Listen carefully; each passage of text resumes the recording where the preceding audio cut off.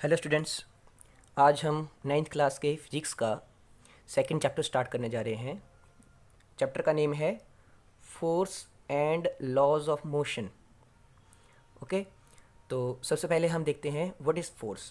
तो फोर्स की डेफिनेशन क्या है? इट इज़ अ पुश और pull which either changes or tries to change the position of an object। Okay, मान लीजिए कोई ऑब्जेक्ट है, यहाँ पे कोई ऑब्जेक्ट है, ठीक है।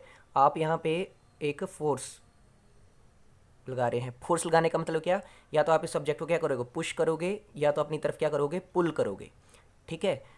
ये जो आप पुश और पुल आपने एक ऑब्जेक्ट को किया, ये पुश और पुल क्या करेगा?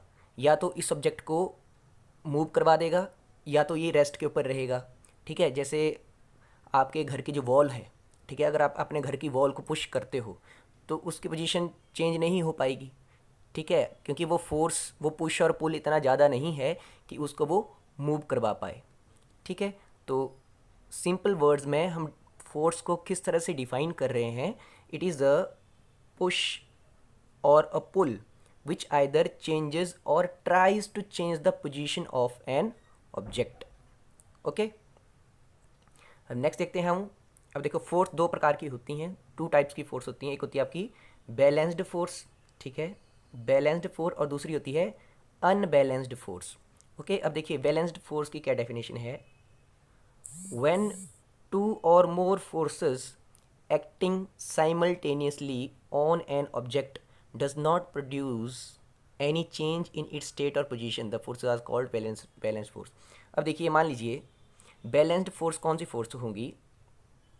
मान लीजिए यहाँ पे कोई ऑब्जेक्ट है, ठीक है, यहाँ से मैं एक फोर्स लगा रहा हूँ, ओके, ये F1 हो गई, और यहाँ से मैं एक और फोर्स अपोजिट डायरेक्शन में ऐसे लगा रहा हूँ, ठीक है। अगर ये दोनों फोर्सेस बराबर हैं, यहाँ से मैंने ऊपर से एक और फोर्स लगाई, मैंने यहाँ पे F3 लगा दिया, और यहाँ से ऐसे मैं F4 फोर्स लगा रहा हूँ, ठीक है। अब कुछ ऐसा हुआ कि ये जो F1 फोर्स है, जितना F1 लग रही है उतनी ही F2 है, तो क्या ये ऑब्जेक्ट आपका मूव करेगा? नहीं करेगा, ठीक है, क्योंकि इस साइड से भी जितनी फोर्स इस साइड से लगाई जा रही है उतनी ही इस साइड से लगाई जा रही है, ठीक है। तो ये ऑब्जेक्ट मूव नहीं करेगा। अब देखो, F3 नीचे की तरफ लग रही है, F4 ऊपर की तरफ लग रही है। अगर F3 और F4 भी बराबर हैं, ठीक है, जितना इसको ऊपर की तरफ किया जा रहा है उतना ही F3 नीचे की तरफ इसको दबा रही है, ठीक है। तो क्या होगा? ये ऑब्जेक्ट अपनी ही जगह पे रहेगा, क्योंकि सारी फोर्सेस क्या हैं? बराबर हैं, इक्वल हैं, ठीक है। तो इनको क्या बोलेंगे हम? Balanced force. ऐसी सिचुएशन में हमारा ऑब्जेक्ट कहीं भी मूव नहीं करेगा, उसी ही पोजीशन, उसी ही स्टेट पर रहेगा, ठीक है। जब आपका नेट जो फोर्स होगी वो ज़ीरो होगी, ओके। तो बैलेंस्ड फोर्स कौन सी फोर्स होंगी?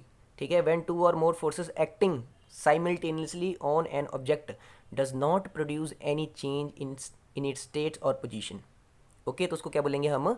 बैलेंस्ड फोर्स बोलेंगे, ओके। अब यहाँ पे अनबैलेंस्ड फोर्स क्या हो जाएगी? अनबैलेंस्ड फोर्स हो जाएगी when two or more forces acting simultaneously on an object produces change in the position of the object, ठीक है। मान लीजिए ऑब्जेक्ट था,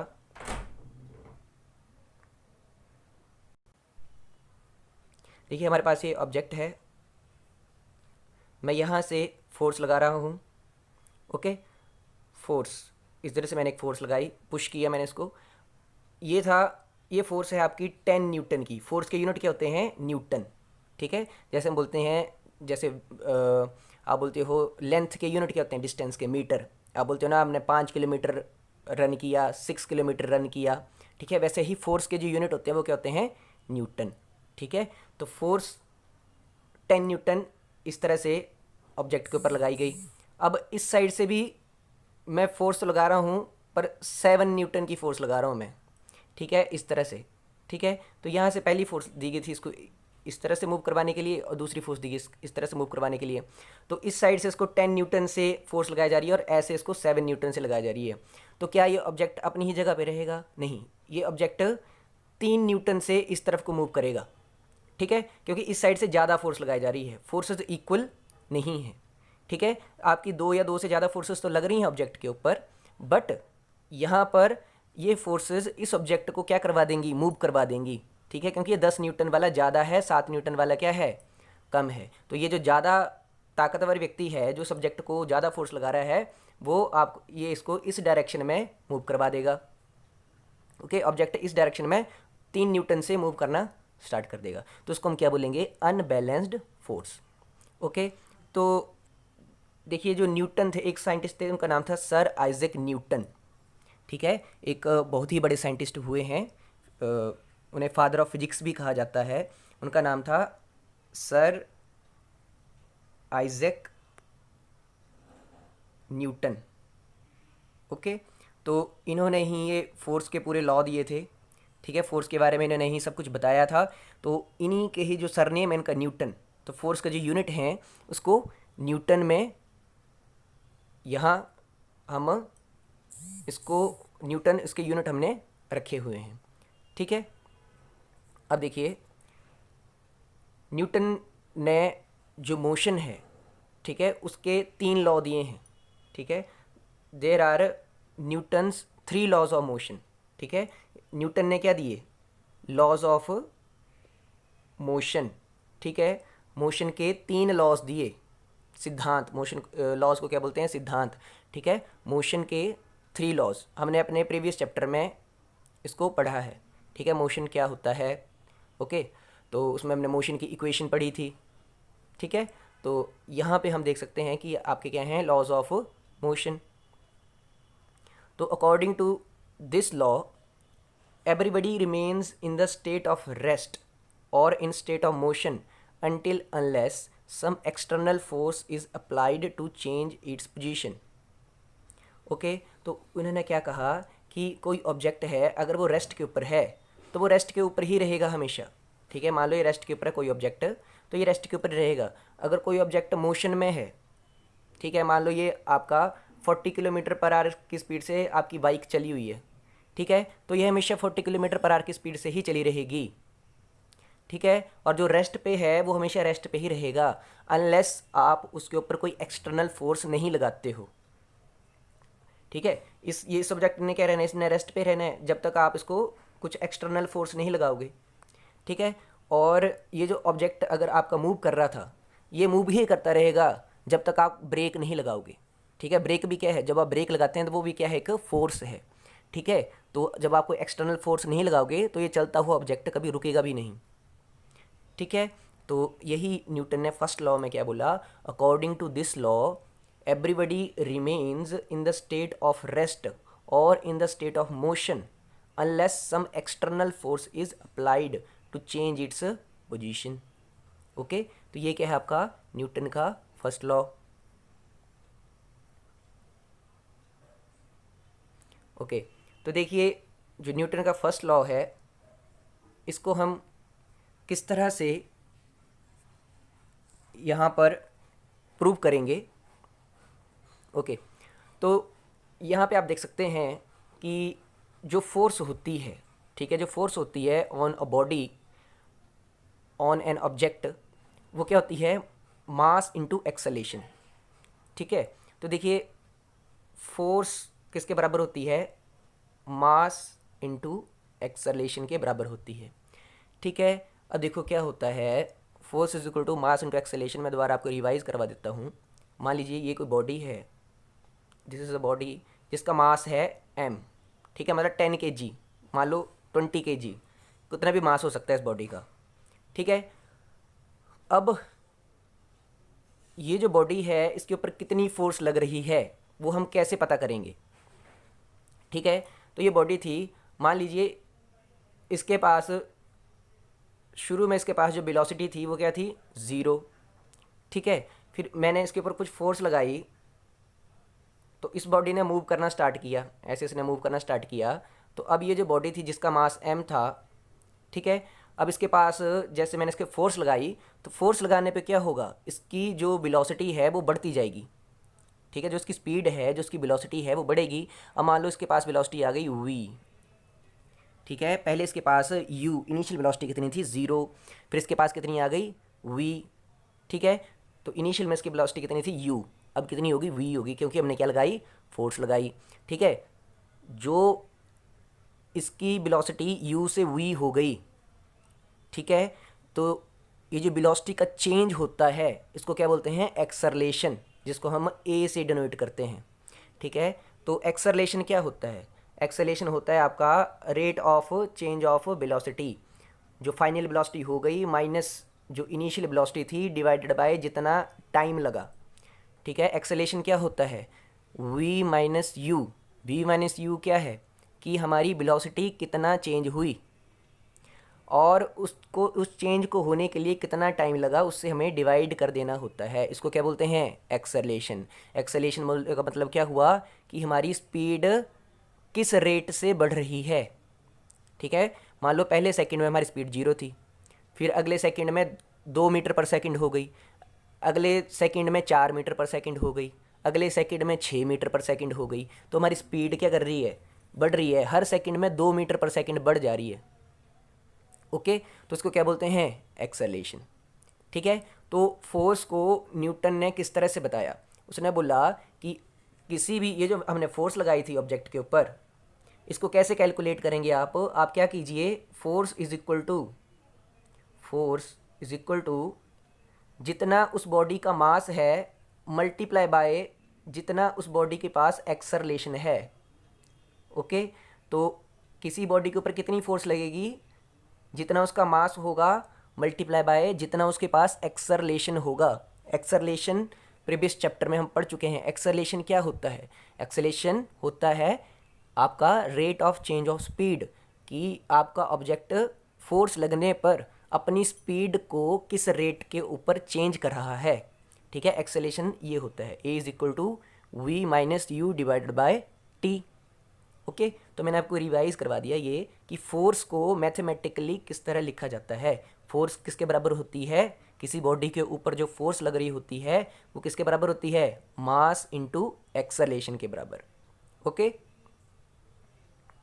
तो यहाँ पे आप देखिए, अब न्यूटन फर्स्ट लॉ क्या था, न्यूटन फर्स्ट लॉ बोल रहा था कि अगर कोई बॉडी रेस्ट पे है तो वो रेस्ट पे ही रहेगी, अगर कोई बॉडी मोशन में है वो मोशन में ही रहेगी, जब तक हम उस बॉडी के ऊपर कोई एक्सटर्नल फोर्स नहीं लगाते हैं उसकी पोजीशन को चेंज करने के लिए। ओके, तो देखिए अब है, if the force acting on the system is zero, F कितना है, ज़ीरो है। ओके, तो यहाँ पर अगर एफ जीरो है तो आपका एम इंटू ए कितना हो जाएगा, ज़ीरो। ओके, तो आप मास इंटू एक्सेलरेशन को ज़ीरो के बराबर लिख सकते हैं, क्योंकि मास इंटू एक्सेलरेशन तो आपका फोर्स होता है। ठीक है, तो यहाँ से हम देख सकते हैं कि मास इंटू एक्सेलरेशन आपका ज़ीरो के बराबर है। देखो, मास मल्टीप्लाई बाय एक्सेलरेशन ज़ीरो हो रहा है, तो कोई भी टर्म जीरो कब होती है, ठीक है, तो अगर किसी भी नंबर को जीरो से मल्टीप्लाई किया जाए तो किसके बराबर हो जाता है, वो ज़ीरो के बराबर हो जाता है। तो बोलने का मतलब या तो मास जीरो हो गया होगा या तो एक्सेलरेशन जीरो हो गया होगा। ठीक है, तो मास तो कभी ज़ीरो होता नहीं है। ठीक है, अगर कोई बॉडी है अगर वो चलेगी तो उसका मास थोड़ी कम हो जाएगा। ठीक है, तो हमने लिखा है कि mass can not be equal to zero. Okay, तो एक्सेलरेशन जीरो हुआ होगा। ठीक है, तो यहाँ पे हम क्या बोल देंगे कि एक्सेलरेशन किसके बराबर होगा, ज़ीरो के बराबर। अब एक्सेलरेशन किसके बराबर होता है, एक्सेलरेशन बराबर होता है final velocity minus initial velocity divided by time. ठीक है, तो यहाँ पे हमने एक्सेलरेशन की वैल्यू को पुट कर दिया, तो v minus u divide by t is equal to zero. Zero क्या है, एक्सेलरेशन। ठीक है, तो जब भी हमने यहाँ पे t को क्रॉस मल्टीप्लाई किया, ठीक है, तो हमारे पास क्या आ गया, v minus u is equal to zero. ठीक है, तो v is equal to u के बराबर आ जाएगा। ठीक है, v is equal to u के बराबर आ जाएगा। ठीक है, तो इसका बोलने का मतलब क्या है कि जितनी इनिशियल वेलोसिटी थी उतनी ही फाइनल वेलोसिटी है। ठीक है, जब तक हम कोई एक्सटर्नल फोर्स नहीं लगा रहे हैं। ठीक है, मान लो जब वो रेस्ट पे था तो उसकी वेलोसिटी कितनी थी, ज़ीरो। ठीक है, उसकी स्पीड कितनी थी, ज़ीरो। तो अगर हमने कोई फोर्स नहीं लगाई तो फाइनल वेलोसिटी कुछ देर बाद भी उसकी वेलोसिटी जीरो ही होगी। ठीक है, मान लो अगर वो मोशन में 10 मीटर पर सेकेंड की स्पीड से चला हुआ था। ठीक है, अगर हमने कोई फोर्स नहीं लगाई, एक्सटर्नल फोर्स, ना उसकी वेलोसिटी घटेगी ना उसकी वेलोसिटी घटेगी ना बढ़ेगी, अगर हमने बाहर से कोई फोर्स नहीं लगाई। ठीक है, हमेशा वो 10 मीटर पर सेकंड से ही चलता रहेगा। ओके, तो आपका इनिशियल वेलोसिटी किसके बराबर हुई, फाइनल वेलोसिटी के बराबर ही हुई, हमेशा के लिए। ठीक है, तो इस तरह से हमने न्यूटन के फर्स्ट लॉ को प्रूव कर दिया। ओके, नेक्स्ट हम देखते हैं, हमारे पास टर्म आती है इनर्शिया। ठीक है, अब इनर्शिया क्या होता है? The ability of inertia, the ability of the body to oppose the change in the state or its position is called inertia। ठीक है, इनर्शिया को आप मान लेते हो कि आप कितने जिद्दी हो। ठीक है, अगर साधारण शब्दों में बात करें कि जो आप करना चाहते हो, आपकी हमारी टेंडेंसी होती है कि हम वैसा ही करते रहें। ठीक है, तो इनर्शिया क्या है? इनर्शिया, किसी बॉडी के पास इनर्शिया होने का मीन ये होता है कि जो उसकी स्टेट है वो उसी में ही रहना चाहेगा। ठीक है, अगर कोई ऑब्जेक्ट रेस्ट पे है, ठीक है, तो उसका मन करेगा कि मैं हमेशा रेस्ट पे ही रहूं। ठीक है, वो अपोज करेगा। जब आप उसको मोशन में लाने की कोशिश करोगे तो वो शुरू में क्या करेगा? अपोज करेगा कि नहीं, मैंने मोशन में नहीं आना है, मैं रेस्ट पे ही रहना चाहूँगा। अगर कोई बॉडी मोशन में है, ठीक है, जैसे आप क्या करते हैं, दौड़ रहे होते हैं, तो हमारा जो बॉडी होती है वो मोशन को ही आगे ले जाना चाहती है। ठीक है, उसके पास एक इनर्शिया होता है कि मैंने मोशन में ही रहना है।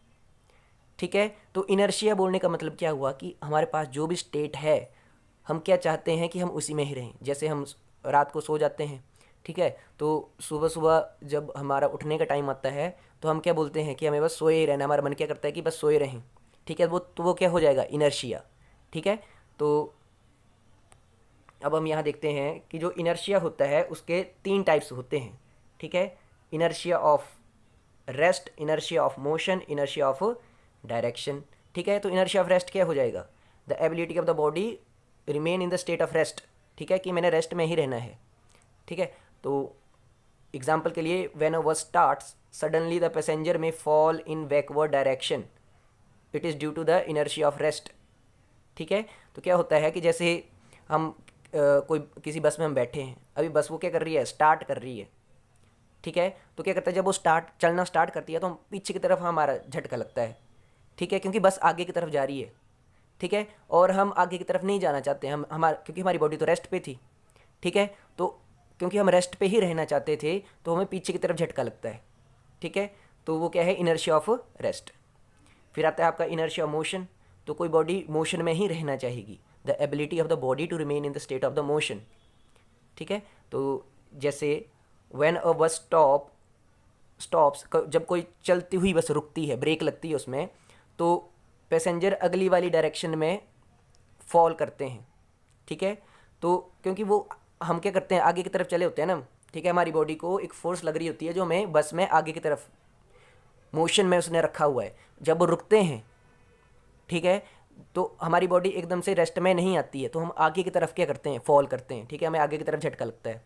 ठीक है, क्योंकि हम मोशन में ही रहना चाहते थे तो हमारी बॉडी आगे की तरफ ही जाती है। ओके, फिर आता है आपका इनर्शिया ऑफ डायरेक्शन। ठीक है, तो इनर्शिया ऑफ डायरेक्शन बोलने का मतलब आप जिस भी डायरेक्शन में मूव कर रहे होते हैं तो उसमें भी आपका इनर्शिया होता है कि हम उसी ही डायरेक्शन में मूव करते रहें। It is the ability of the body to maintain its direction. ठीक है, तो एग्जाम्पल के लिए देखें, when a bus take a sharp turn the passenger may fall inward और outward direction is only due to the inertia of direction. ठीक है, जैसे आप किसी कर्व के ऊपर हम क्या करते हैं, ऐसे गाड़ी अगर हमारी गाड़ी अगर एक टर्न लेती है, ठीक है, तो वैसे तो हम सीधे आ रहे होते हैं ऐसे, और जब ऐसे एकदम से हम मुड़ गए यहाँ पर तो हम क्या करते हैं? बाहर की तरफ फॉल होंगे। ठीक है, क्योंकि वो हमारी डायरेक्शन चेंज हो रही है ना। हमारे पास क्या है, हमारा जो इनर्शिया था डायरेक्शन का वो ये था कि हम ऐसे ही चलते रहें, पर अब जब आपकी गाड़ी ऐसे मुड़ गई तो हम ऐसे बाहर की तरफ क्या करेंगे? फॉल करेंगे। ओके, अब देखिए अगली टर्म हमारे पास आती है लीनियर मोमेंटम। अब देखिए लीनियर मोमेंटम क्या होता है?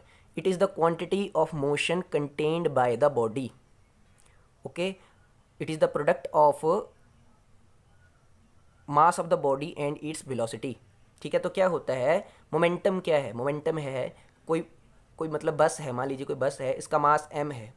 ठीक है, मान लो ये 5000 kg की बस है, 5000 किलोग्राम की बस है, मास कितना है इसका? 5000 किलोग्राम। ठीक है, अब इसकी कुछ वेलोसिटी होगी, कुछ वेलोसिटी के साथ क्या कर रही होगी? मूव कर रही होगी। मान लो ये 40 किलोमीटर पर आवर की स्पीड से मूव कर रही है। ठीक है, कितनी स्पीड है इसकी? 40 किलोमीटर पर आवर। तो इसके पास जो मोमेंटम होगा, मोमेंटम क्या होता है कि इसके पास कितनी क्वांटिटी है मोशन की, तो वो हमने डिफाइन किया। हमने मोमेंटम को, लीनियर मोमेंटम को p से डिनोट किया, ठीक है। और हमने बोला it is equal to mass into velocity. इस बस के पास कितना मोमेंटम है, जितना इसका मास है मल्टीप्लाई बाय जितनी इसकी वेलोसिटी है, जितनी इसकी स्पीड है, ठीक है। तो momentum is equal to product of the mass of the body and its velocity, ठीक है। तो इसके यूनिट क्या हो जाएंगे, मास के यूनिट होते हैं केजी और वेलोसिटी के यूनिट होते हैं मीटर पर सेकंड। तो मोमेंटम के यूनिट हो जाएंगे केजी मीटर पर सेकंड, ठीक है। तो मोमेंटम आपको समझ में आ गया होगा। मान लो कोई बॉडी रेस्ट पे है तो उसके पास कितना मोमेंटम होगा, जीरो, क्योंकि उसकी रेस्ट के ऊपर उसकी वेलोसिटी कितनी होगी, जीरो। तो मास इंटू वेलोसिटी कितना हो जाएगा, जीरो, ओके। अब यहाँ पे देखिए, state and prove law of conservation of linear momentum, ठीक है। State and prove law of conservation of linear momentum. तो दिस लॉ, अब law of conservation of linear momentum क्या होता है, this law states that the linear momentum of the system always remain conserved if the external force acting on the system always remains zero, ठीक है। तो देखिए क्या बोला गया है कि जो लीनियर मोमेंटम होता है वो हमेशा, एक बॉडी का जो लीनियर मोमेंटम होता है वो हमेशा क्या रहता है, कंजर्व रहता है, ठीक है। अगर बाहर से कोई एक्सटर्नल फोर्स ना लगाई जाए, ठीक है। तो देखिए क्या होगा, कोई बॉडी है, इसका मास m है और ये वेलोसिटी u वेलोसिटी के साथ मूव कर रही है, ठीक है। मान लो अगर बाहर से कोई आप एक्सटर्नल फोर्स नहीं लगाते हो, बाहर से आपने कोई इसको धक्का नहीं लगाया, एक्स्ट्रा फोर्स नहीं लगाई, ये बॉडी थी जो जिसके पास मास m था और ये u वेलोसिटी से मूव कर रही है, ठीक है। तो अगर मैं कुछ टाइम के, अगर मान लो यहाँ पे एक्सटर्नल फोर्स नहीं लगाई जाती है, एक्सटर्नल फोर्स बोलने का मतलब क्या होता है, मास इनटू एक्सेलरेशन, ठीक है। मान लो आप खुद ही फोर्स लगा रहे हो, ठीक है। तो आप कितनी फोर्स लगाओगे, जितना आपके पास मास है और जितना एक्सेलरेशन आप प्रोवाइड कर रहे हो, ठीक है, इस बॉडी को। तो एक्सेलरेशन बोलने का मतलब क्या होता है कि वेलोसिटी को चेंज करवाना। एक्सेलरेशन बोलने का मतलब क्या होता है, वेलोसिटी को चेंज करवाना। अब ये जो बॉडी मूव कर रही थी, इसके पास मास m था, ठीक है, और वेलोसिटी u थी।